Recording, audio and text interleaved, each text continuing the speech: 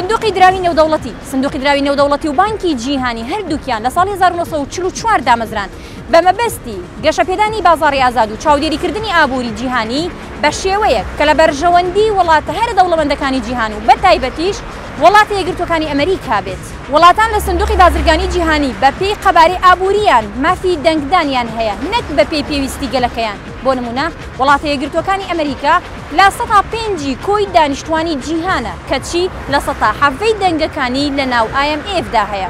هەر حەوت وڵاتی پیشەسازی ناسراو بە G7 کە خاوەنی 145 دەنگەکانن بە ئاسانی دەتوانن بە پێی سیاسەتی خۆیان دەنگ بدەن. ئەم ڕێکخراوە لەگەڵ بانکی جیهانیدا قازانجێکی گەلێ زیاتر وەردەگرن لەو بڕەپارەیەی کە قەرزیان داوە بە وڵاتان. سندوقی دراوی نێودەوڵەتی جگە لە چاودێریکردنی ئابووری جیهان ڕێنمایی وڵاتان دەکەن بەشیکردنەوە و داتا و زانیاری.